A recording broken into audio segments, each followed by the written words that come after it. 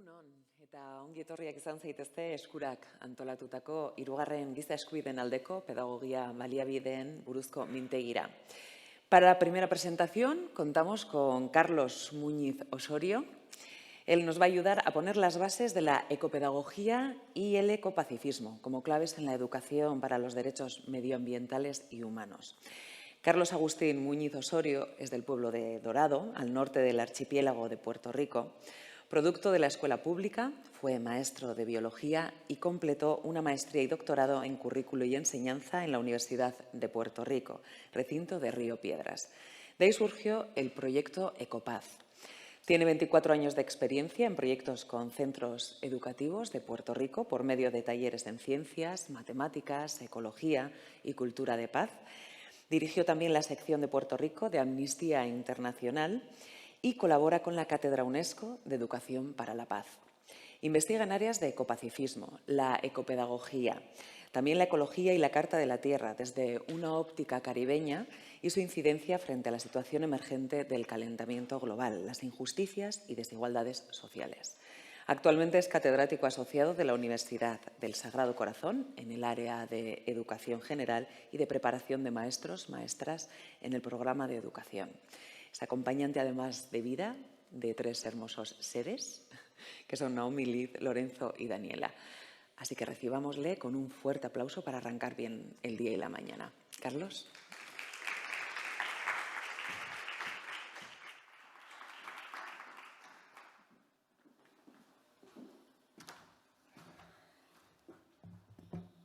Puedo quitarme la máscara, ¿verdad? No hay problema. Bien, gracias.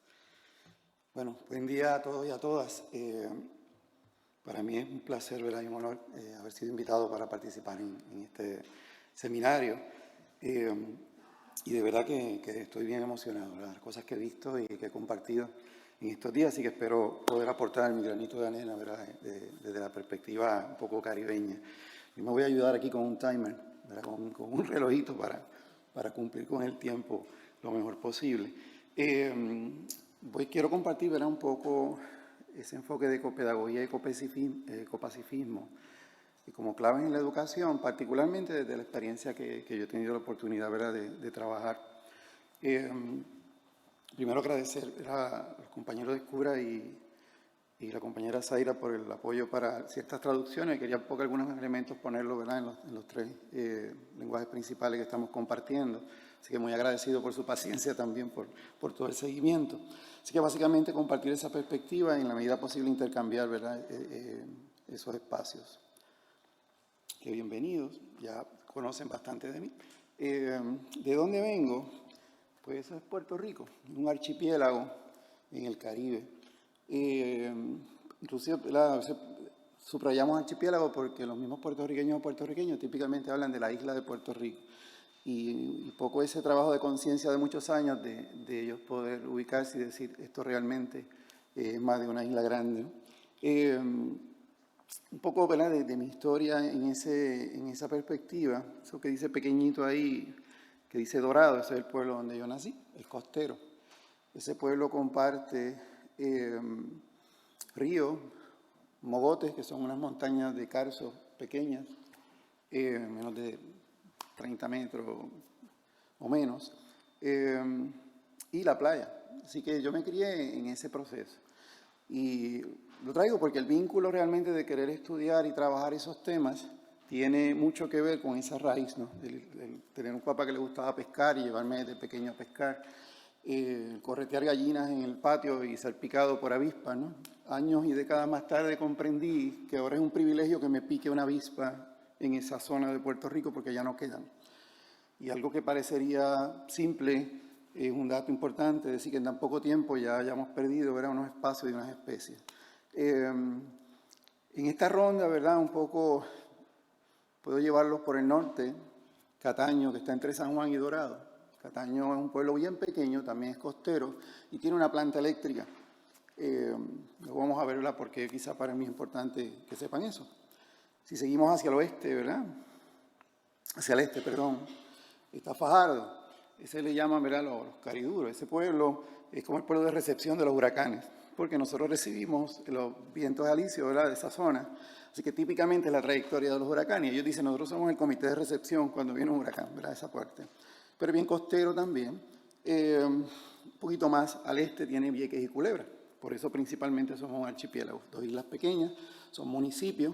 Habrán escuchado quizás de Vieques, quizás, ¿verdad?, en la década del 2000, aunque la historia se remonta al 1960 o antes, donde básicamente Puerto Rico es un territorio de los Estados Unidos, no incorporado, le llaman Estado Libre Asociado. Para muchos es una colonia en términos de las limitaciones y opciones que tenemos en ciertos niveles. Y en ese proceso Vieques fue un espacio de guerra, ¿no?, de práctica. Hace poco descubrí en un mapa que hay disponible de rutas de aviones, hay una marca bien curiosa en la parte sur completa, a un par de millas de la costa. Y la persona que nos lo presenta nos dice, por si acaso no está claro, Puerto Rico sigue siendo una zona de práctica. De esa raya hacia abajo hay una serie de prácticas que nadie lo sabe en ese sentido, ¿verdad?, no es público. Pero bueno, eso es parte del proceso. Puerto Rico tiene como, mal contadas, como 300 y pico de playas. Vieques tiene como 22. Si algún día puede visitarnos, es un sitio, si le gustan las playas, ¿verdad?, precioso. Y Culebra también, compartes un poco esa historia. Rapidito me muevo así entrando por la costa, Calley es central. El área sur también es más desértica, ¿verdad?, o xerofítica, como llamamos. Y bueno, un poco ese recorrido, por eso tenemos, la isla se recorre de San Juan a Ponce, que es el área sur, como en 1 hora y 20 minutos. Y si quiere llegar a Mayagüez, área oeste, como 2 horas y va con calma. Si le da la vuelta a la isla completa por fuera, 3 horas. Pero si se va por el medio de las montañas, que son montañas como de 1.200 metros, pero hay mucha montaña, puede estar 4 horas entre barrios y valles pequeños. ¿Por qué toda esta trayectoria? Bueno, pues te invito un poco a que sueñes e imagines. Si quieren cerrar los ojos, como usted se siente más cómodo o más cómoda. Imagínate que estás en el Caribe, un calorcito intenso, una brisa del mar, ¿verdad?, y ustedes la experimentan aquí, un poquito menos fría en ese sentido, ¿verdad?, para mí. Pero piense que estás relajado, tomando el sol, camina, no sé si le gusta caminar descalzo por la arena, ¿verdad?, cuando no está muy fría. Tiene aves comiendo alrededor suyo, peces saltando en el agua, todo un paraíso en ese sentido. Y ciertamente hay muchos espacios así, no solamente en Puerto Rico. Pero también se esconde una comunidad costera, Piñones y Loíza. Un poco lo traigo como una situación social emblemática, social, ambiental y ecopedagógica, ¿no? Una población afrodescendiente. Se sabe que cuando escapaban las personas esclavizadas, corrían a esos mangles, porque era difícil para los que los perseguían, pues adentrarse en ese bosque. Así que con el tiempo, ese fue su espacio y su comunidad. Es una resistencia cultural. Si usted va a Puerto Rico, inmediatamente está bien cerca del aeropuerto. Le dicen, tiene que ir a Piñones, porque ahí están las frituras. Si te gusta esa fritura con grasa y todo eso, que es delicioso, pero es pesadito, es bien particular de ahí, ¿verdad? De hecho, en ese contexto, también se visualiza el bosque, un bosque de mangle. Se sabe, y hoy día, ayer lo mencionaba el relator, crucial los mangles para la protección de las costas. Entonces, eliminarlo es como tú decir, ¿verdad?, está nevando afuera, yo salgo sin camisa porque me quité y eliminé toda la ropa que tenía para protegerme. Así de absurdo es el asunto, pero así, eso es lo que estamos viviendo. Pero lo interesante es que podemos escuchar voces en décadas anteriores decir, no podemos tocar el mangle, porque es importante. Pero de momento no tocar el mangle se convirtió en no tocar las personas que estaban ahí. No servicios, no agua potable, no... Y eso, pues, esa era un poco la educación ambiental tradicional, ¿no?, por traerlo como contexto. También una estigmatización, pobreza, raza negra, drogadicción, vagancia, vivencia y magnificación también por la prensa, ¿no? De momento, esa era la noticia que se movía, cuando ocurrían muchas otras cosas dentro de eso. Propuesta, si ven aquí una imagen pequeñita, esta es la zona, esta es la costa, pero esto que ven aquí, que parece Miami Beach, ese era el concepto original para esa playa. Imagínate una playa larga para bañarte, ¿no? No una playa para caminar, tiene de todo, bosque privado, con hoteles a lo largo. Ese era el concepto. Concepto que pasó de padre a hijo. Es una historia muy interesante, por eso la contamos en otro momento. Y bueno, pero también un rescate cultural y una lucha continua, ¿no? Hay un centro, etcétera, y hay movimiento social en ese sentido. Quiero compartir brevemente, a ver si me acuerdo lo que me explicaron aquí. Solo quizá igual escuchar, que serían los ritmos que nos ubican, ¿verdad?, también en ese contexto. Típicamente nosotros decimos, bueno, Puerto Rico es pequeño, sí, comparado en términos territoriales, sí, pero tiene unas diferencias particulares. Lo que te comes aquí se llama de una manera y vas 2 pueblos más allá y tiene un nombre distinto. O una música particular. Esta música se asocia más con la zona costera, obviamente afrocaribeña, pero también con unos cambios que se han nutrido de la música que recibimos de Europa en su momento, ¿verdad? Pero ciertamente está asociada a ese contexto. Tambores, ritmos, baile. Y muchas de las historias asociadas a esa historia que vimos un poquito, ¿verdad?, de represión, de racismo, hay que decirlo, ¿verdad?, abiertamente en ese sentido. Sé que quieren bailar, pero en este momento pues tenemos que seguir por ahí. Déjame ver si me acuerdo. Perfecto. En esa trayectoria, ¿recuerdan la vueltita que les di por Puerto Rico así muy rápida, verdad? Que nos fuimos a la parte norte, nos fuimos a la costa, nos fuimos a Vieques, Culebra, volvimos a la montaña, bajamos al área sur.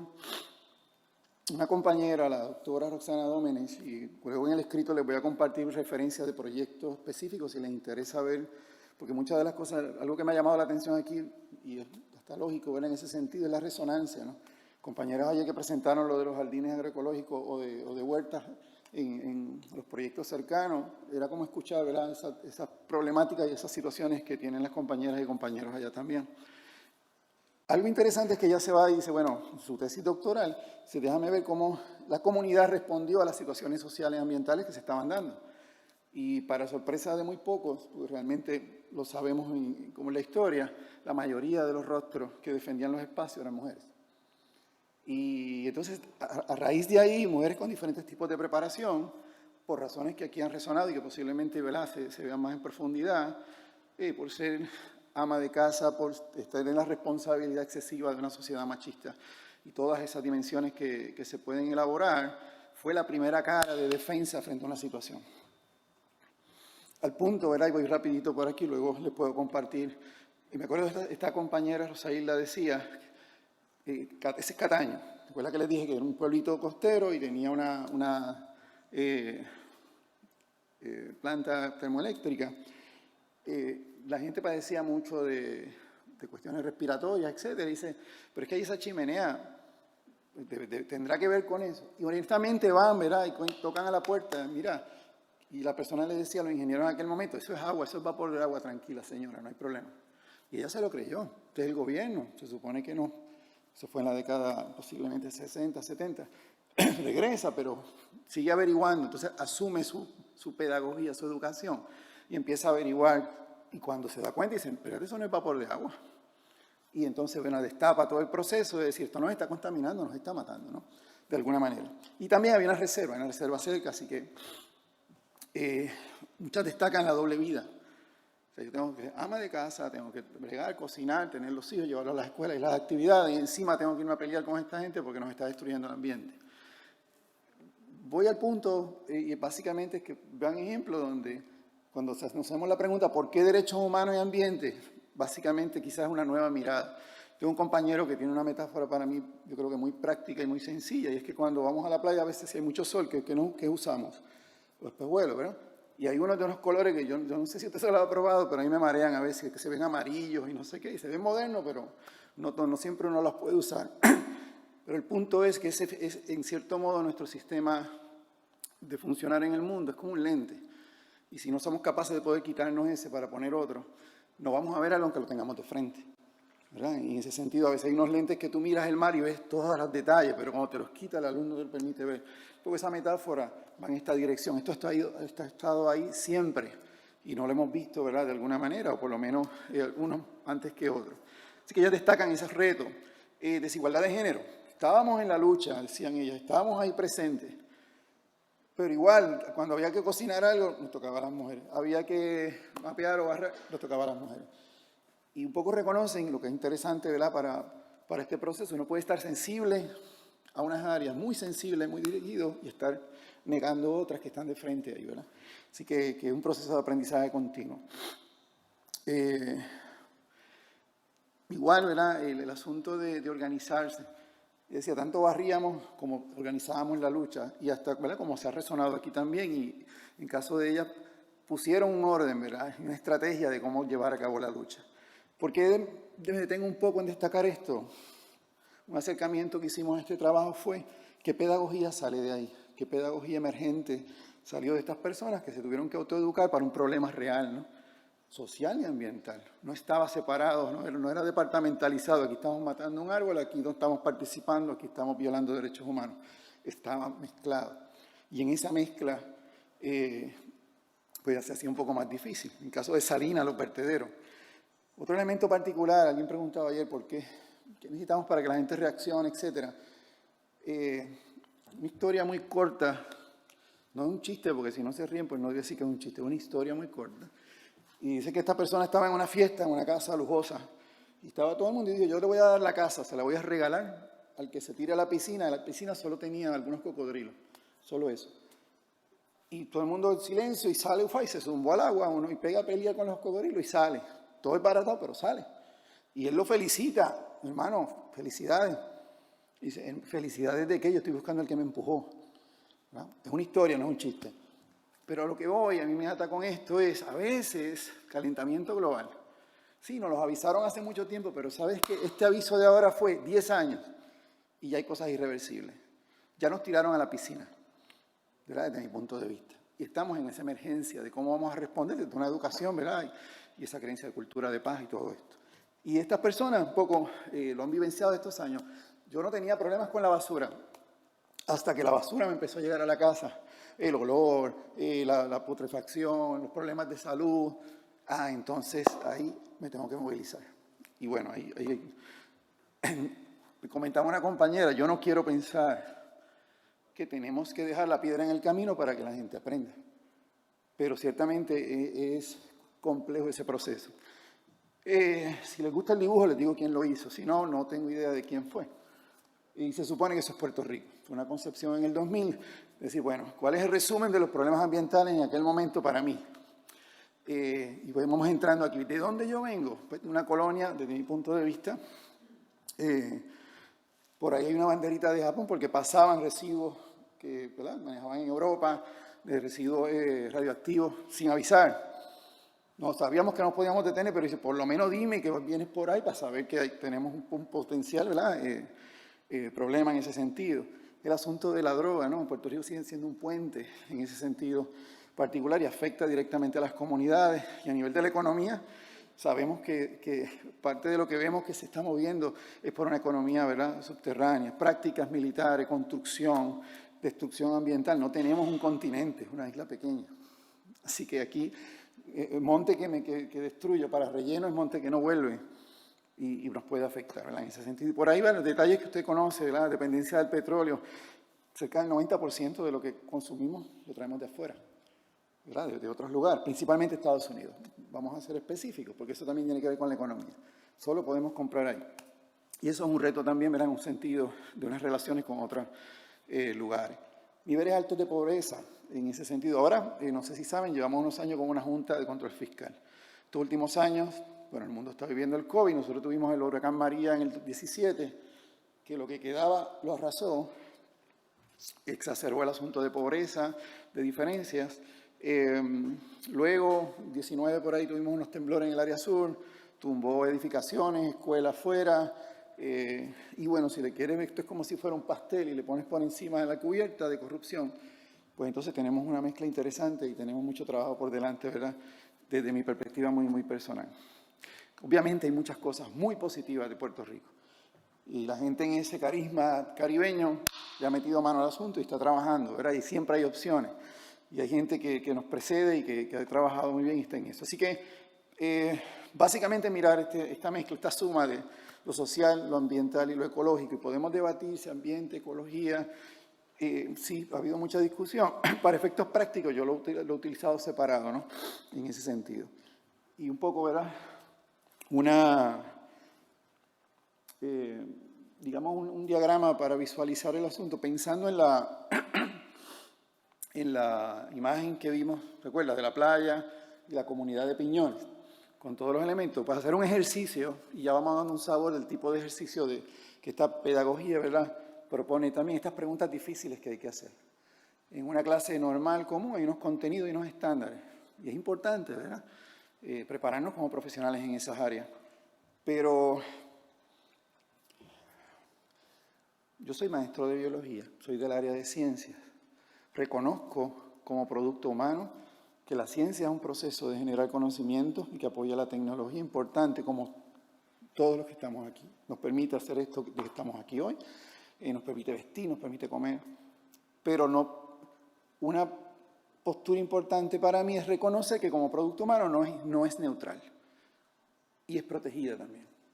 Entonces, cuando yo tengo una investigación científica que es importante, por dar un ejemplo bien concreto, en Puerto Rico, el yunque, que es uno de los bosques tropicales y subtropicales nacionales, de Estados Unidos también, es de los más conocidos.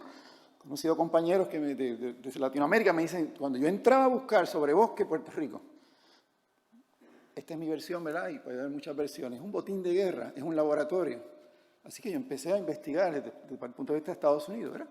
Por eso el yunque tiene mucha documentación. Tenemos un bosque que no tengo que ir a Centroamérica a estudiarlo, lo tengo aquí. Hicieron pruebas de radiación y bueno, tienes un montón de conocimiento. Genial para la humanidad, ¿verdad? Se han descubierto cosas importantes ahí. Está a menos de 30 minutos del aeropuerto. O sea, tenía mucha facilidad. Pero los compañeros dicen, ¿sabes qué? El que viene aquí a investigar, que reporta, que publica, que gana mérito con eso, perfecto, y eso es bueno, no se queda aquí amarrándose a los árboles para que no nos los corten. Ellos no se vinculan con esto. Entonces, un poco, yo recuerdo una clase de ecología que nos decían, quien conserva son los conservacionistas, investigación ecológica. Lo demás son críticas. Y hacer protestas, no. ¿Y sabes qué? No necesariamente. De hecho, no enfáticamente. Se sabe qué está pasando en la Amazonía hace décadas y no hemos sido capaces de, con ese conocimiento, detener el proceso. Se sabe lo que pasaba con el calentamiento global.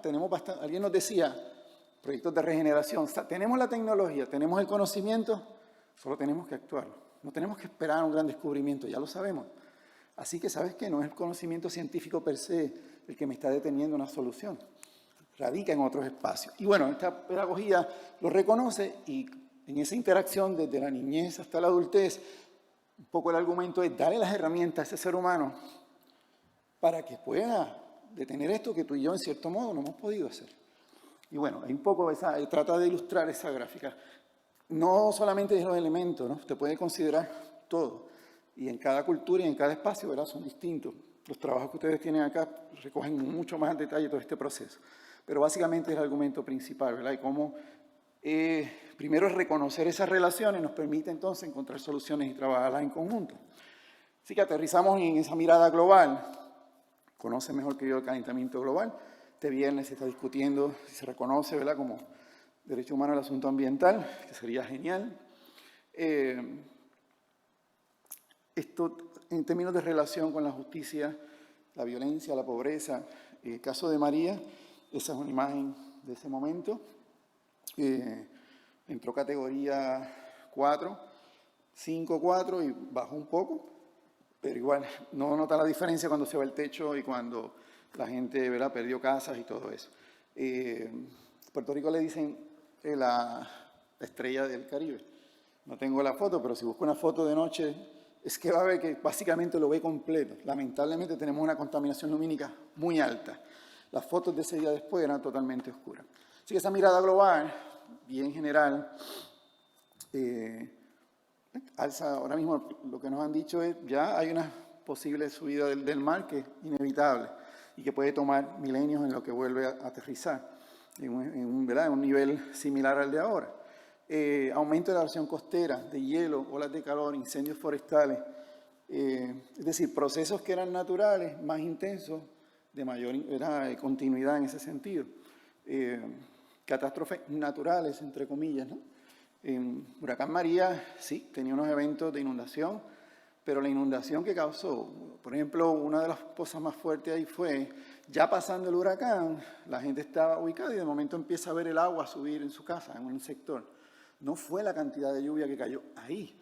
Es que la represa que tenemos ahí, que está mal construida, que está mal ubicada, que no estaba bien, bueno, cumple los requisitos, pero evidentemente cuando se le va a desbordar, tienen el miedo de que se rompa, abren las compuertas.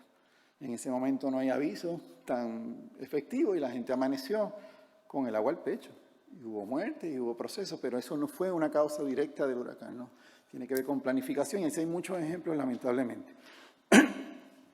Me llamó mucho la atención el índice de riesgo climático y aquí otra conexión importante desde el punto de vista ecológico ambiental con la cuestión de derechos humanos y de la niñez. Imagino que lo conocen, ¿verdad? Fue reciente y los números son, para mí, demoledores, ¿no? Estamos hablando de seres humanos que están en su inicio de vida, que están aprendiendo a cómo relacionarse con el ambiente y esto es lo que les estamos dejando en ese sentido. Así que para mí una razón de peso para decir, ¿sabes qué? Hay que trabajar esto de la mano. Derechos humanos, derechos de la niñez, aspectos ambientales. Y pueden ver el reporte, tiene muchos detalles ahí. En el proceso, ¿verdad? Son imágenes que he usado hace mucho tiempo, porque Puerto Rico, por poner un ejemplo, si el 90% lo consumimos, pues yo puedo decir, bueno, pues chévere, porque cuando miro el yunque, ese bosque, digo, qué bonito, me encanta ir a ese bosque. Pero de momento pienso que si para los 3.5 millones de personas que tenemos ahora, éramos 4, hay como 8 afuera, así que la gente dice, ojalá que no vengan todos porque nos hundimos, muchos puertorriqueños afuera también. Ese yunque que vemos, no lo tendríamos. Cuando calculas y tiras números por área para sembrar, tendrías que pelar ese bosque para poder sembrar la comida que nos vamos a comer. Entonces, cuando empiezas a analizar y a profundizar en un ejercicio, por ejemplo, más aterrizado en un salón de clases, la cosa es un poco más compleja, ¿verdad? En Puerto Rico hay un proyecto que se llama Casa Pueblo, en Adjunta, década de los 60, me parece, 70, había un proyecto, identificaron una minería posible, y dicen, vamos a comer en el monte, minería abierta, la gente se tiró a la calle, y hoy día es un proyecto excelente, se lo voy a poner la referencia porque es bien interesante lo que están haciendo.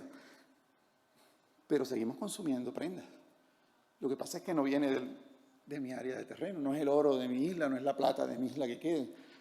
Así que cuando empezamos a hacer esa mirada, y desde mi punto de vista, este tipo de educación pide esas preguntas difíciles, ¿verdad? Y un poco estos 3 ejemplos, uno era Nicaragua, el otro trata de ilustrar un poco la siembra de flores, la relación sur y norte, ¿verdad? Esas flores que compramos, por lo menos en Puerto Rico, vienen de Sudamérica principalmente, y todo el proceso de cocida y genocida, ¿verdad? De esa relación laboral, que la persona de $1 se queda con 2 centavos y la leche materna más contaminada del planeta, por ejemplo. El otro chico parece que está en la playa con un sontán, con una cremita, ¿verdad?, para el sol, y eso es plomo. No sé cómo funciona el reciclaje acá, Puerto Rico ya ha ido empezando ciertas cosas, pero antes no sabíamos si la batería que yo llevaba a reciclar llegaba realmente a su destino. No lo hacía un chico de mi isla, pero lo hacía otro chico de otro lugar, por la basura que yo generaba. Bueno, un poco el argumento, ¿verdad?, de que en ese proceso de construcción reconocer que directa o indirectamente, consciente o inconscientemente, y eso podemos argumentar, ese es el saldo de ese proceso, ¿no? Se cuestiona esa justicia, esa equidad, ese balance realmente como lo hemos llevado hasta el momento. Una mirada desde mi perspectiva que me abrió el camino a estas opciones fue la mirada de Paulo Freire. También encontrar, Eugenio María de Hostos fue un pensador y educador, fue abogado también en la década del siglo XIX. Vino a España, fue ese proceso, ¿verdad?, de transición, 1898, va de Estados Unidos. Ellos estaban procurando esa libertad total, ¿verdad?, de Puerto Rico como colonia con España, y luego pues, entra el asunto de Estados Unidos. Él también planteaba este tipo de cosas, pero más reciente, Paulo Freire, ¿no? Y un poco nos decía, mira, inevitablemente vamos a seguir viendo opciones y alternativas. Cosas terribles, pero el ser humano es capaz de encontrar otras cosas. Me resuena con María Novo, me parece que se llama, creo que es de España, y ha trabajado muchos temas de educación ambiental. Y en una de las charlas en verano que pude verla, reseñaba lo mismo, esa es un poco la esperanza. Yo no sé qué va a pasar mañana, pero yo sí sé que hay una probabilidad de gente que se está moviendo, de que hayan alternativas que yo no estoy viendo hoy, ¿no? Y bueno, esas fueron algunas: educación para la paz, pedagogía de la tierra, la educación ambiental con sus limitaciones, pero fue un inicio importante. Cultura de paz, ¿no? El concepto de la UNESCO, y se ha trabajado, ¿verdad? Considerar y poner en el plato de la mesa, por decirlo así, la no violencia, respeto a la vida, libertad de expresión, respeto a la soberanía e integridad territorial. Recuerdo una discusión de ese tema en Amnistía Internacional, que decía, bueno, el derecho de un país a que haya un plebiscito, ¿no? Nosotros hemos tenido como 4, 5, no sé. El último lo definió un partido, lo llevó a cabo, votaron, ¿verdad? Las personas que creían eso, 90 y pico % quiere la estadidad, es decir, la anexión a Estados Unidos. Un análisis básico estadístico es decir, bueno, ¿cuánta gente no votó? ¿Cuál fue el proceso previo? ¿Realmente esa es la noción? El punto era, bueno, que un derecho diga, tiene derecho a que vaya a votación, no quiere decir que si la votación ocurre, cumplió los requisitos. Nosotros pues somos un ejemplo de eso. Igualdad, protección medio ambiente, etc. Así que el concepto de cultura de paz nos daba también una base. Carta de la Tierra. Ayer alguien comentaba, los derechos humanos, importantísimo, un referente crucial, respondiendo a una situación bien cruda y bien triste de nuestra humanidad, ¿verdad? Después de la Segunda Guerra Mundial. Pero fue un producto más político, ¿verdad? Un proceso particular. Y en cierto modo, ¿verdad? No necesariamente fue una consulta amplia en ese proceso. Sin embargo, ¿verdad? No resta su importancia. En el caso de la Carta de la Tierra, y no voy a leer todo esto, pero en resumen, después de ese encuentro de Río 92, que se evalúa y se dice, bueno, ¿qué educación va a ir a la par con estos problemas que estamos viendo? La educación ambiental no me ha servido mucho. Porque iba en el concepto de decir, sabes que la Amazonía la tenemos que proteger, es del mundo. Es como el caso que les dije ahorita de Piñones. Esos manglares no los toques, el que viva ahí no, yo no te puedo poner una carretera, no te puedo poner un servicio de agua porque voy a dañar la ecología, te tienes que mover de ese lugar. Y ciertamente hay veces en que eso tiene que ocurrir, pero de momento en esa perspectiva de decir, yo estoy cómodo acá comiéndome el mundo, con mi manera de vivir, mis consumos, mi basura, etcétera, y quiero apoyar a que protejas aquella zona, ¿verdad? Y protegerla y nadie la toque, nadie la mire, y la ciencia también lo pide. Y el sueño de un ecólogo es decir, déjame el yunque quieto, que nadie entre. Y sí, genial, pero no, ¿verdad? No vivimos solo, y esto lo reconoce. Y la Carta de la Tierra un poco abre ese proceso montada en la ecopedagogía, y ese es el proceso que culmina en el 2000. Detalles importantes, incluye grupos específicos, reconoce a los indígenas ahora como unas necesidades particulares, minoritarios, y particularmente el asunto de la mujer. O sea, en arroz con habichuela, como diríamos en Puerto Rico, sabemos que el nivel de pobreza no es lo mismo ser niño que ser niña. Así que todo ese cambio climático que vaya a afectar zonas que son zonas ya de pobreza por muchas razones, principalmente es un ataque, ¿verdad?, contra la mujer en ese sentido también. Y lo reconoce la Carta. 4 ejes temáticos, y solamente pongo, ¿verdad?, algunos de los verbos, por decirlo así: respeto, cuidado, restauración, erradicación de la pobreza. Y un poco se convierten como un objetivo específico de qué áreas trabajar, ¿verdad?, y van integrando otras áreas. Los objetivos de desarrollo sostenible, que parten de los objetivos de desarrollo del milenio, ¿verdad?, básicamente para que sepamos o destacar que, aunque no son jurídicamente obligatorios, pero bueno, igual presentan un marco importante y una conexión. En ese sentido, ¿verdad?, ecopedagogía, ya hay mucha información sobre este movimiento que se atribuye a Latinoamérica, particularmente desde el enfoque de Paulo Freire, ¿verdad?, esta pedagogía del oprimido, esta manera de reconocer que la persona hace una lectura del mundo, la palabra, ¿no?, y ese proceso que hoy día se reconoce neuronal, de ese proceso de aprendizaje, como no puede ser solo para aprender un contenido, sino para mejorar mi calidad de vida y mi situación, particularmente en zonas pobres, ¿no? Y un poco el argumento aquí, parte de esa pobreza y de ese elemento es el mundo, el planeta, ¿no? Sus organismos vivos, sus ciclos, y un poco en esa conjunción, ¿verdad? Este autor dice que había el capítulo ausente de pedagogía del oprimido, ¿verdad?, que faltaba, y que él empezó a trabajar, Paulo Freire, en muchos de sus procesos, era un poco la ecopedagogía y ese proceso particular. Así que se monta en leer y releer las acciones humanas de la violencia contra los humanos y el ambiente. Pensamiento crítico y transformación es la capacidad de poder cambiar los procesos y ese deseo abierto. las conexiones entre acciones violentas, ambientales y sociales, injusticias, opresiones y sostenibilidad, ¿verdad? Por mencionar algunas. Algunos elementos que están relacionados, ustedes han escuchado y conocen, ¿verdad? En ese sentido. Así que básicamente lo que plantea esta ecopedagogía, este proceso de aprendizaje, tiene que ubicarlo de alguna manera en esa dirección.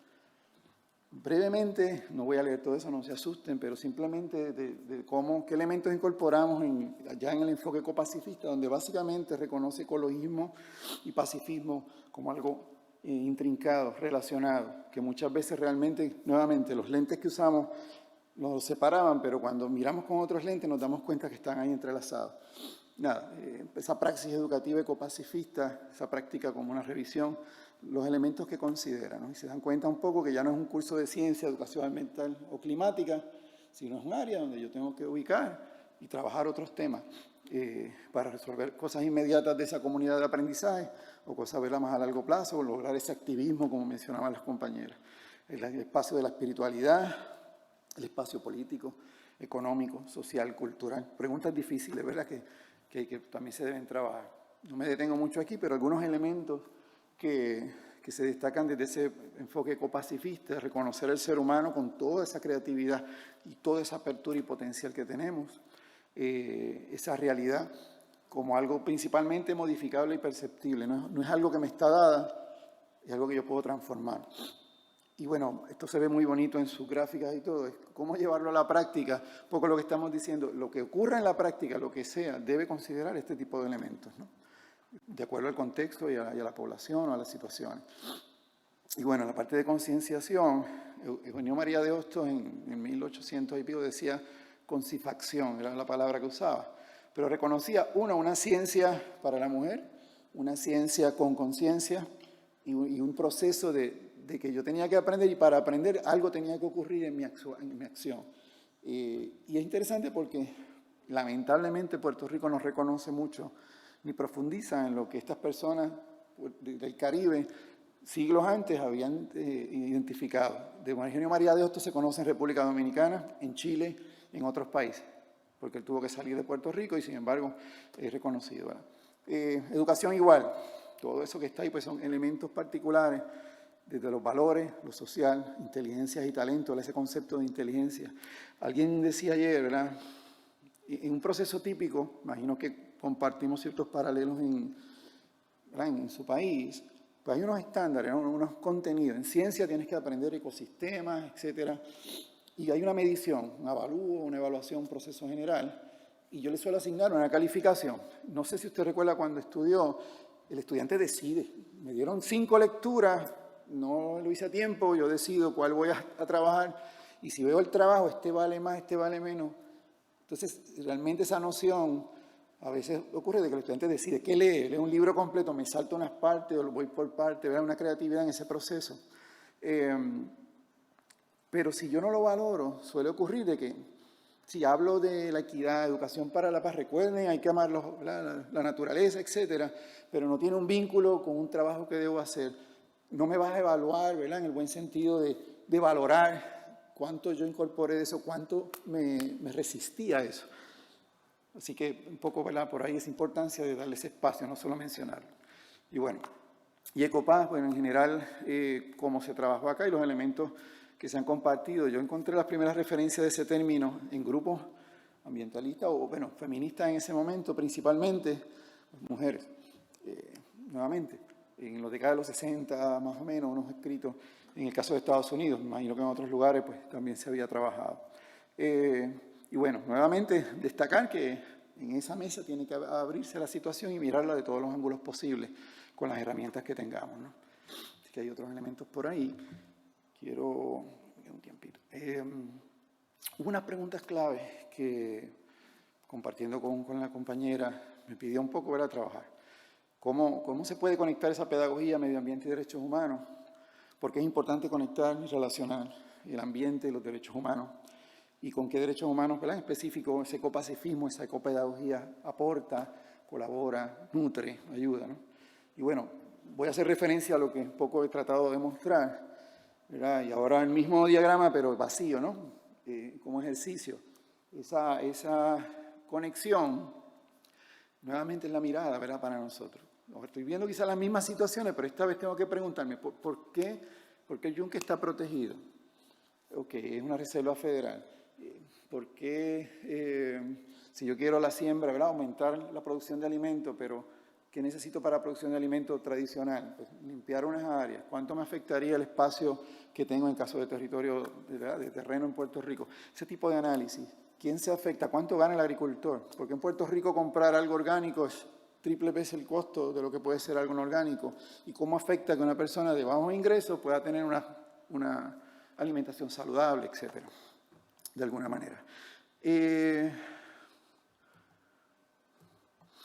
ir aquí rapidito. Esto es una página que luego les puedo compartir. Va a estar compartida en el escrito. Quiero que el tiempo se me vaya a mostrarles algo rápido. Un poco cuando hablaba del impacto, y me preguntaba cómo está Puerto Rico en ese asunto. Bueno, la playa que yo trabajé cuando tenía 15 años, yo tengo 50, ya no está. Y en términos de procesos geológicos es absurdamente rápido ese proceso. Esto es lo que llaman el condado. Usted aterriza en el aeropuerto y si se queda en la zona no tiene mucho tiempo, la ventaja es que tiene un bosque cerca y la playa ahí inmediatamente llega y se puede bañar y no sé qué. Pero esa pared de arriba que ve aquí, ese es el nivel de arena normal. Estamos hablando de más de 1,5 metros, 6 pies, 7 pies. Típicamente, ¿verdad?, por los ciclos normales, esa arena se mueve y regresa a lo largo del año. El huracán María hizo un efecto particular, pero para empezar, la ley dice como 200 pies desde donde es la media de alza de marea, que rompe la ola, hasta la próxima construcción. Ahí no caben ni 10 pies de los míos. Así que eso es un problema principal. Y el huracán María lo recordó. Se llevó un montón de costas, casas completas al piso. Yo quisiera decirle que hoy estamos levantados en un nuevo proceso de que eso no va a pasar. Estamos en ese proceso, pero no tan rápido. Pero esto ahora está teniendo resonancia, porque están viendo que la arena no volvió. Y ya tengo las casas ahí, en el área metropolitana, ¿verdad?, en el área directa. Así que un poco ese impacto. Quería compartirles brevemente, yo creo que está, a ver, ¿dónde está? Sí, la tengo aquí. Aquí. Déjame ver si hago un ejercicio. Hay un elemento que estaba que se llama la biofilia, ¿no? Y un ejercicio breve. ¿Qué animal de eso le gusta? Puede levantar la mano, los monos. ¿A qué animal usted siente, ¿verdad?, como ejemplo de naturaleza, siente cierta ficción, cierta conexión?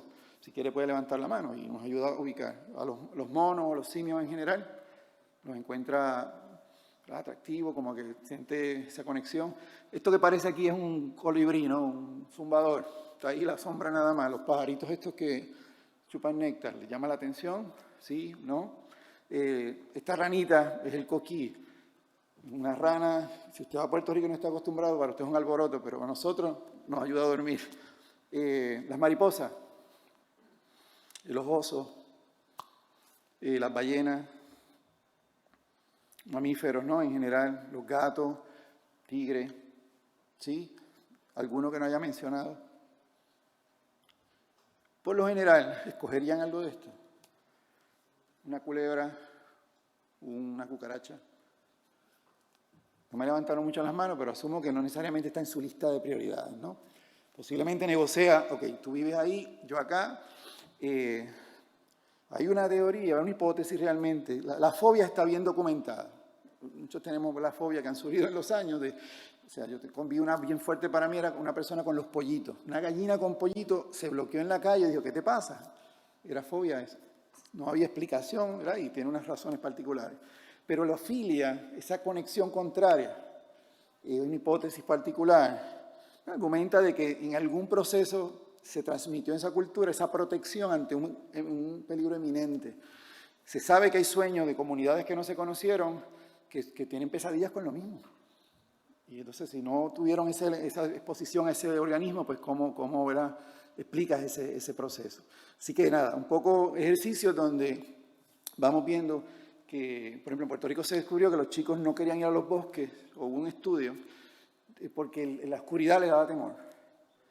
Por eso somos la estrella del Caribe, porque todo el mundo quiere tener una luz prendida, ¿no? Y culturalmente, a mí lo viví, hice una vuelta por Navarra y unas áreas, y no habían grandes postes de luz, ¿verdad? En las ciudades sí, pero allá esa cultura es que si está oscuro, hay peligro, entonces los chicos se transmite, ¿verdad?, ese conocimiento. Y no me acerco a la naturaleza porque lo estoy asociando con unos aspectos de peligro en ese sentido.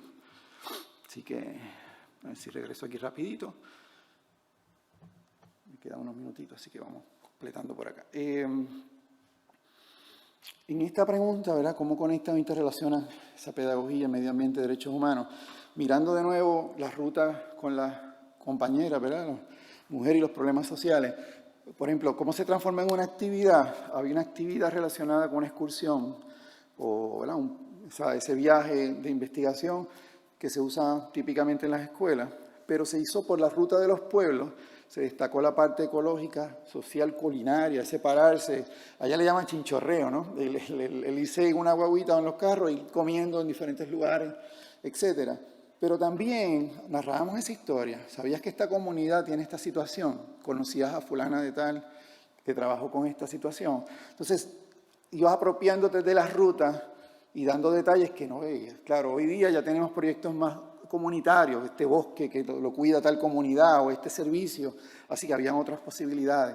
Así que aquello que vio un poco se convirtió en una actividad concreta y un tipo de excursión donde podíamos hacer mediciones científicas. Yo soy del área de ciencia, así que van unas guías que ellos hacen unas mediciones, unos cuadrantes, conocen cómo se investiga en ecología, pero también entonces esta parte. Perdón. Así que nada, un poco ese era el contexto, lo que tienen a la derecha, el contexto de lo que vivieron muchas de estas comunidades. Y bueno, un poco las razones de conexión, la urgencia de la crisis, el evidenciar esas relaciones de pobreza, violencia, ambiente natural, y la perspectiva de justicia que se va ampliando, social, climática, pero un artículo reciente que vi hablaba de la cuestión de ambiental y ecológica. Esa justicia ambiental me dice, yo quiero un ambiente sano para nosotros, antropocéntrica, y es perfecto, importante. Yo quiero que mi hijo y mi hija tengan ese espacio también, y los suyos. Pero hemos escuchado, y ese derecho ambiental un poco apunta a decir, la naturaleza tiene derecho. Y ahí entra el debate que estamos ahora mismo mirando, hay debate filosófico, y bueno, ¿quién determina que esto es desde el conocimiento de la humanidad? Pues algún grupo de humanos puede decir que no. O como alguien decía, vamos a cuánto vale la naturaleza para que vean lo que estamos perdiendo. En cuanto le pongan un precio, alguien lo va a comprar. Así que ese tipo de debates no son cosas simples de llegar, pero que se van trabajando. Así que reconocen esa justicia ecológica y climática. Y bueno, ustedes conocen, tienen una cultura de derechos humanos importante, relaciones con derecho a la dignidad, a la vida, a la libertad, a la seguridad. Esa personalidad jurídica, ¿verdad? También, porque un poco el debate con el ambiente, si le damos esa personalidad jurídica o se reconoce. Para algunos entendemos que la tienen antes que nosotros, ¿verdad?, por el tiempo que llevan aquí. Esa igualdad, esa circulación libre. Ya en el escrito que comparta voy a alinear un poco mejor ciertos elementos de ecopacifismo y de ecopedagogía, ¿verdad?, más específicos con los derechos humanos y con actividades. Propiedad lo traigo porque viene a ser también un elemento particular en la parte cultural y la problemática ambiental, ¿verdad? Para muchos de nosotros el sistema capitalista neoliberal, o como le llamemos en esta etapa en la que se encuentra, porque es camaleónico, ¿no? Como sistema se adapta mejor que todos. Por eso sigue encontrando espacios, inclusive donde hay unos servicios. Alguien decía en una exhibición que vimos ayer en la mañana, en un parque cercano, bien interesante, era de todas las COP, todos los encuentros que habían ocurrido, y destacaban cómo estos encuentros en un momento dado empiezan a ser auspiciados por grandes compañías. Y los efectos que eso ha tenido en ciertos temas y debates, y cómo gente, ¿verdad?, ha hecho protesta, a ver si, espérate, no puedo estar sentado a la mesa, aquel que también está participando principalmente en ciertas contaminaciones, en ciertos procesos injustos, etc. Y ese concepto de propiedad, ¿verdad?, que puede ser bien debatible y bien complejo, y lo ha sido así a lo largo de la historia, vale la pena mirarlo en ese proceso. Bienestar personal, educación, evidentemente, y deberes y responsabilidad. Hostos, ¿verdad?, decía, tienes que cumplir con tus deberes y disfrutarás de tus derechos, ¿no?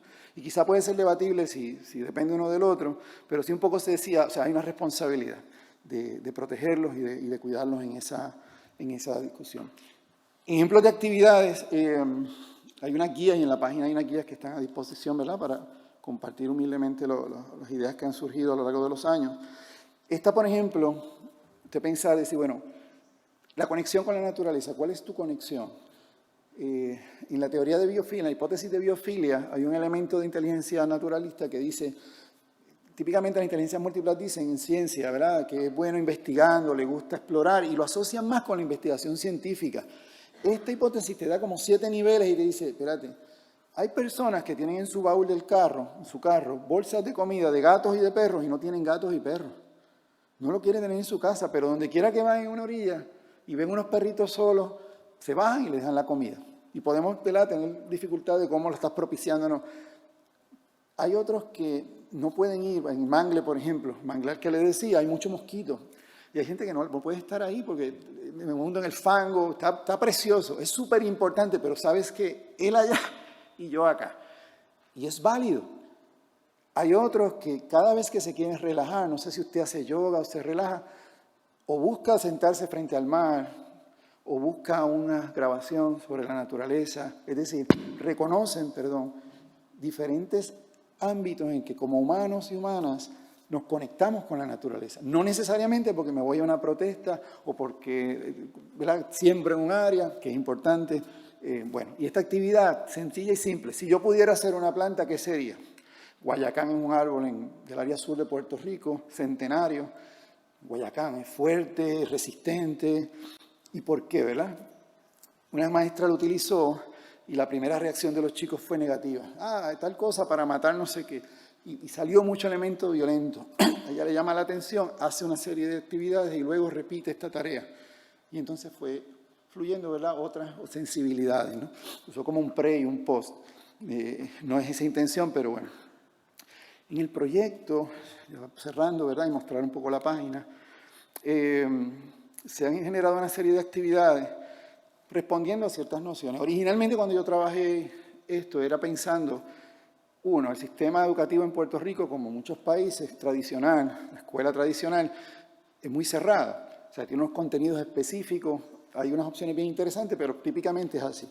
Así que mi opción fue entrar, quizás no es un buen ejemplo, pero como un virus, ¿verdad?, colarse en ese sistema y tratar de ir sembrando esa semillita, porque formalmente no había una puerta abierta y un recibimiento, ¿verdad?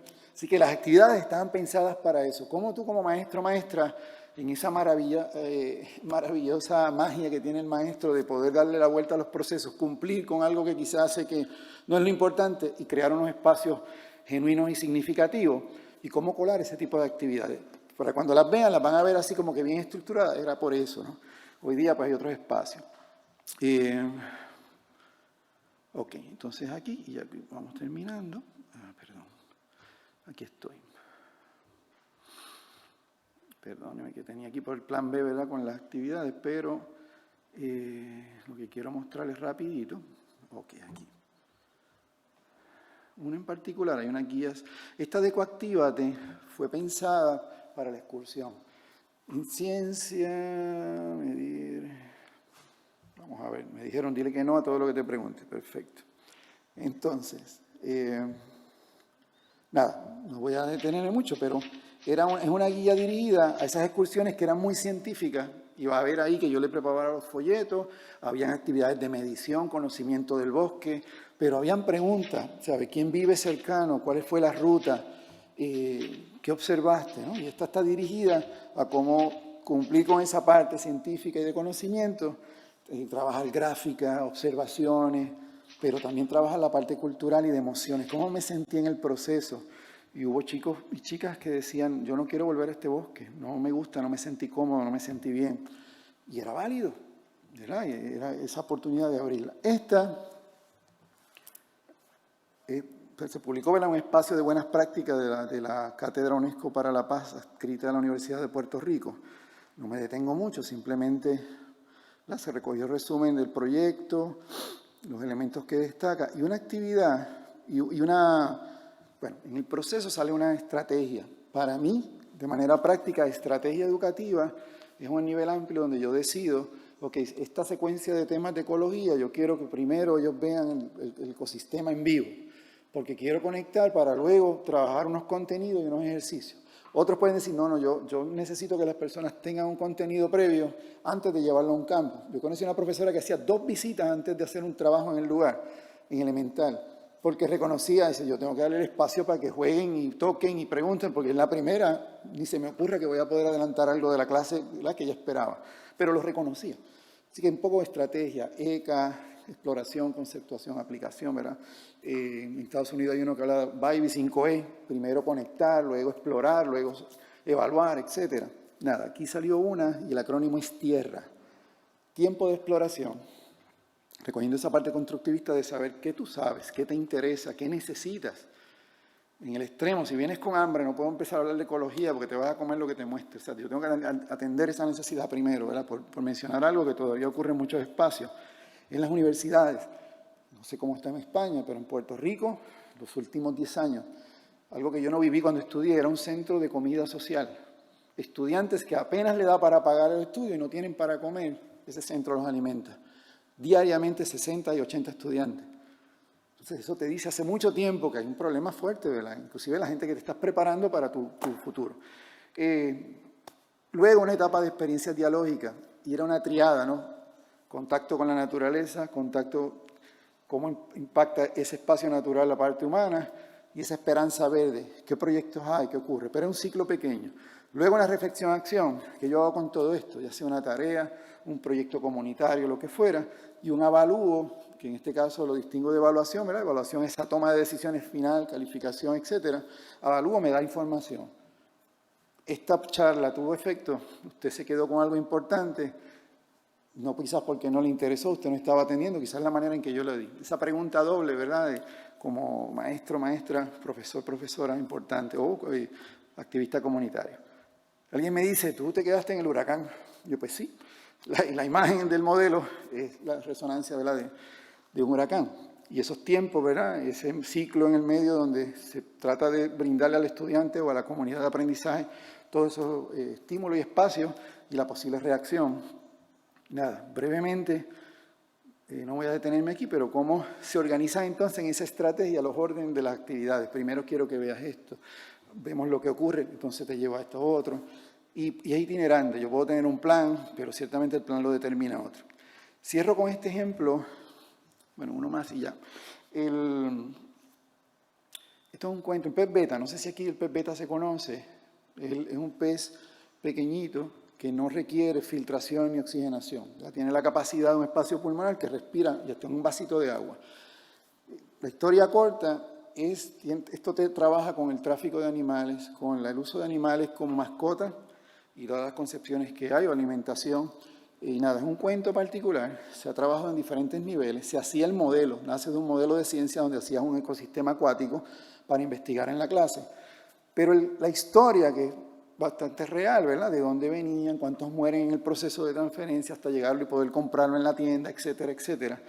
Y esa historia ha generado mucha dinámica. A veces se le daban estos cuadritos al chico o a la chica y decía, haz tu historia, ¿verdad? Y en lectoescritura o en enseñanza de aprender a leer, esa es una dinámica bastante constructivista. Tú te apropias de la historia, la generas, la cuentas, la narras. Hubo una vez, de lo más significativo que viví en ese proceso, en una casa de personas, de mujeres, ¿verdad?, que tenían situaciones de violencia doméstica, estaban con sus hijos. El hecho de que en la historia este pez es arrebatado de su casa para venderlo en un lugar, nos voló la cabeza, básicamente.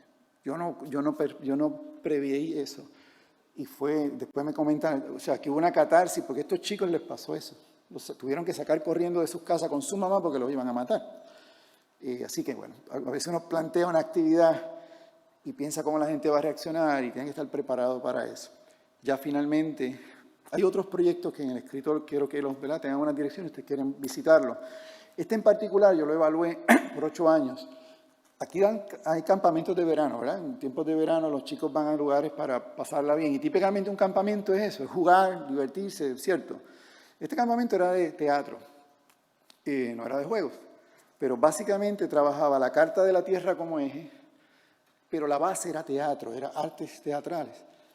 Así que, pero en el proceso incorporaban todo lo que tiene que ver con estos que estamos hablando. Si hay un conflicto, en un salón de clases típico pelearon 2 chicos, los reporto o intervengo y tengo que continuar con el contenido, ¿verdad? Y hay modelos mucho más abiertos.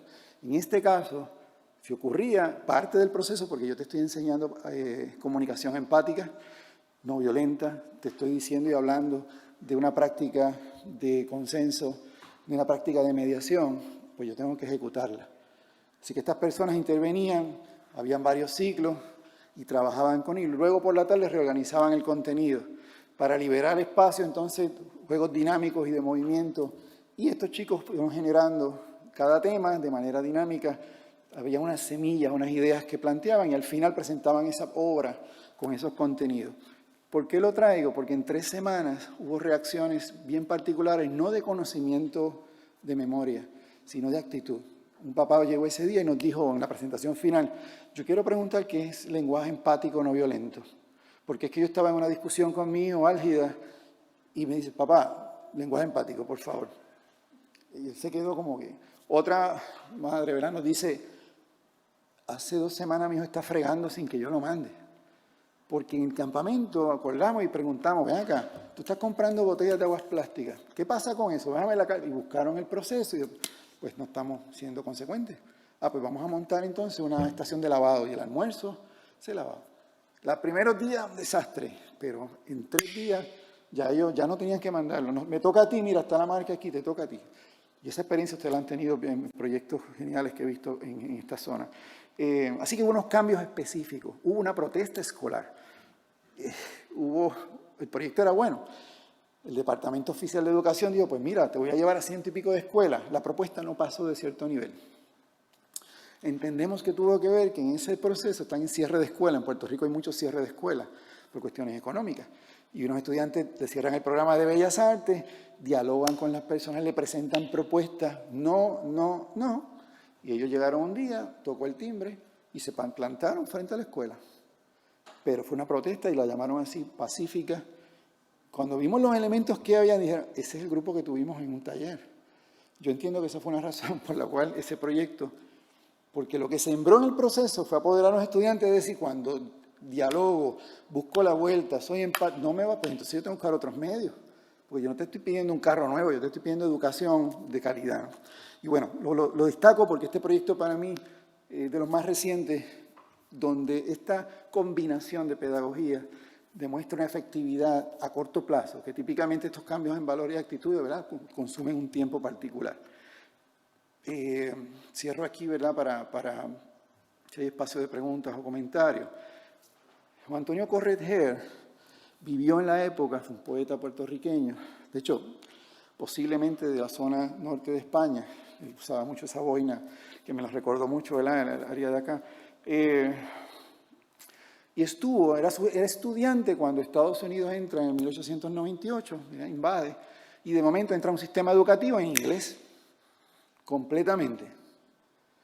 Yo me imagino, tratando de ubicarme en ese espacio, era como, ¿de qué está hablando esta persona aquí? Así que él dice, y cito, ¿verdad?, y está, gracias a los compañeros de la traducción, yo creo que nos salvamos porque podíamos mirar por la ventana lo que no se podía enseñarnos en el salón de clases. Mirábamos a Puerto Rico y fueron los árboles, y fueron las hojas, y fueron las brisas, y fueron los aromas, fueron los pájaros de nuestro país, los verdaderos maestros y maestras de mi generación. Esta persona se reconoce como alguien que a través de sus escritos y sus canciones promovió, ¿verdad?, la liberación de Puerto Rico en términos políticos, económicos, y al día de hoy es un referente. Para mí como educador era crucial saber, esta ecopedagogía está en el sentido y en la vena cultural de la humanidad desde siempre. ¿Verdad? ¿Cómo rescatarle y darle el espacio? Porque, ¿verdad?, es la conexión que nos ayuda a saber dónde estamos, cómo cambia nuestro entorno, cómo somos parte de ese entorno, no es algo aparte de nosotros. Y bueno, ha sido un referente personal, ¿verdad?, en ese sentido. Gracias por su paciencia y su atención.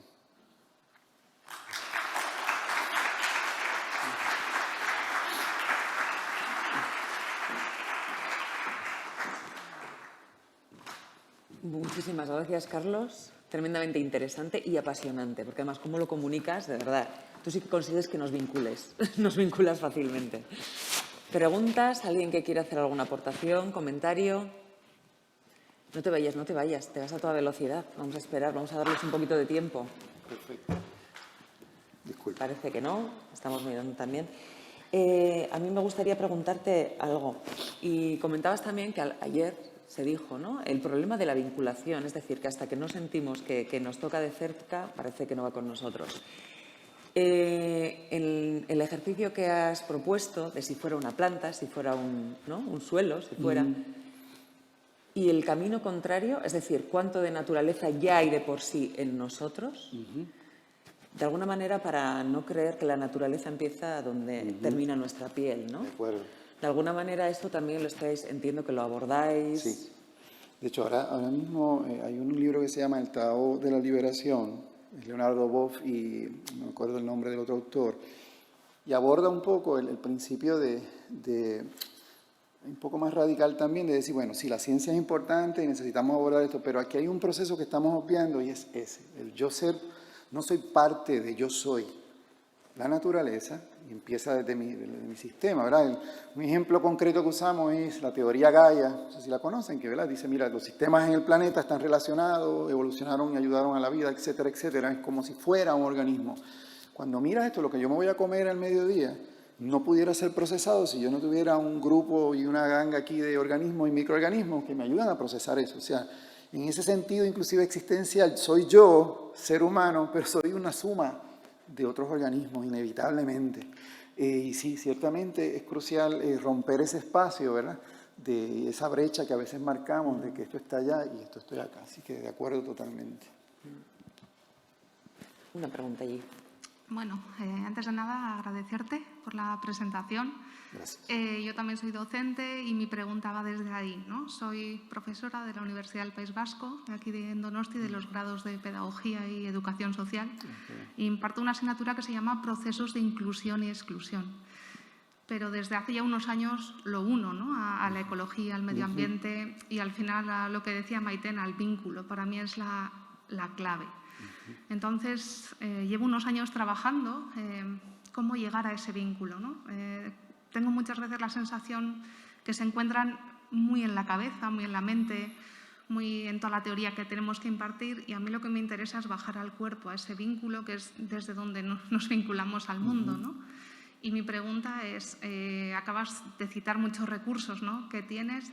Quisiera saber si has dado la clave para trabajar con las actitudes a largo plazo. O sea, algo que tú sientas que funcione. Yo trabajo con jóvenes de unos 20 años, no menores, así que nada, Sí, esa es la pregunta. Gracias. Agradecido y sí, comparto esa experiencia de trabajo ahora en la formación docente en Puerto Rico. Y es la pregunta, como decimos allá, del $1.000.000. Ciertamente no.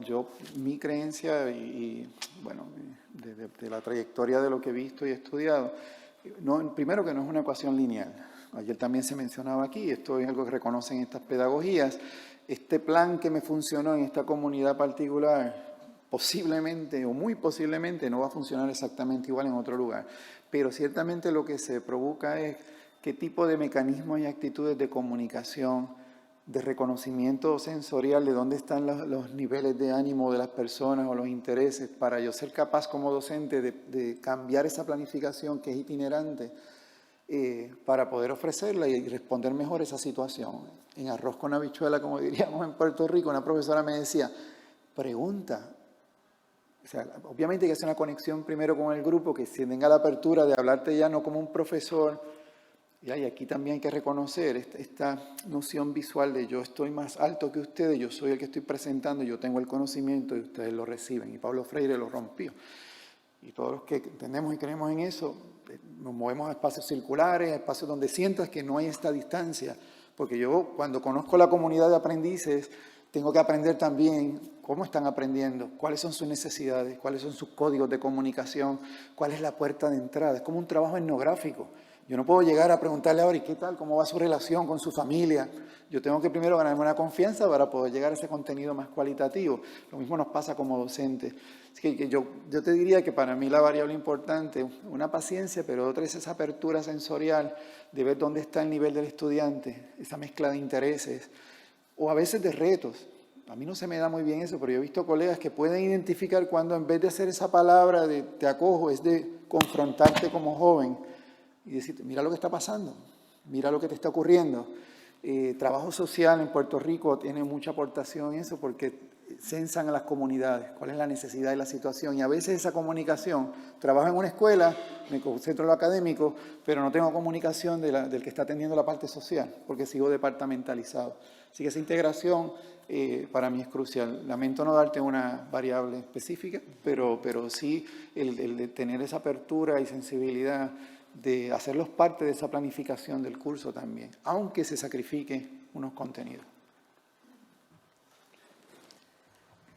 Pues haré una última pregunta. Antes has comentado algo sobre la universidad. Es decir, es verdad que estamos en una crisis climática, tenemos muchísima prisa, porque hace tiempo que rebasamos los 9 límites, ¿no?, contemplados por la Stockholm Resilience Center, ¿no? Se nos está acabando, se nos está acabando la vida o la estamos matando. ¿En la universidad existe de alguna forma transversal recursos pedagógicos existen que de alguna manera puedan capacitar a los que enseguida van a entrar al mercado laboral y de alguna manera van a tener un impacto tremendo como expertos o como ciudadanos también? Algo que me llama la atención, que también es evidente, ¿verdad?, cuando uno se expone, tiene el privilegio de exponerse a comunidades como ustedes y otros investigadores e investigadoras y de comunidades, en los paralelos, ¿verdad?, en los problemas, ¿verdad?, con sus cosas culturales particulares o sus diálogos o sus códigos de comunicación. Uno de ellos en las universidades es cómo se está moviendo a adoptar los ODS, ¿verdad?, como una vértebra o un área de temática. En caso de la que yo trabajo, ha sido adoptado un nuevo programa. Todavía, ¿verdad?, siento yo que es muy todavía esquematizado, pero ciertamente se reconoce que esta persona profesional que se está preparando en estos días en las universidades, como diríamos en Puerto Rico, desde ayer tiene que empezar a conectar con lo que está pasando. De que posible el trabajo que se preparó ahora en menos de 2 años, ya no son de 10 años, en menos de 2 años ya no esté educación, por poner un ejemplo. El programa tiene unos retos porque ha bajado esa demanda por muchas condiciones particulares. Cómo este maestro o maestra puede prepararse para otras áreas. Mi punto lo devuelvo a un comentario que hice ahorita. Si yo no valoro en el mismo nivel el contenido ABC científico, el que quiera, académico, con el avance a nivel de calidad humana, de sensibilidad y destrezas para manejar eso, ¿verdad?, porque se practican y se pueden practicar y desarrollar, va a quedar como un contenido de memoria que haga un checkmark de que la persona, sí, yo conozco los 17 objetivos, sí, yo conozco los derechos humanos, sí, yo sé perfecto, pero no hay un vínculo particular. Cierro con esta idea. La mejor prueba la tenemos, curiosamente, en la cuestión violenta, ¿verdad?, y la manera en que la humanidad ha resuelto muchos de sus problemas, que es la guerra. Un militar practica, y practica consistentemente para que en un momento particular la reacción sea casi natural, ¿verdad? O esa persona que identifico como que es que me va a dar la orden, yo siga en cualquier espacio. Gandhi y otras personas decían, practica la paz, practica esas relaciones, practícala como si estuviera todos los días. Y reconócelas para que en el momento en que estés en la cotidianidad y haya una dificultad, fluya de esa misma manera, ¿verdad? Y quizá, ¿verdad?, hay unas limitaciones en la comparación, pero yo creo que aterrizando las universidades tienen que moverse urgentemente a que ese sistema, ¿verdad?, sea mucho más sensible. Sin duda. Igual el día que científicamente midan el amor, la solidaridad, igual ese día conseguiremos ponernos a la par. Pero dejaremos de ser nosotros y nosotras. Muchísimas gracias, Carlos. Un fuerte aplauso para él.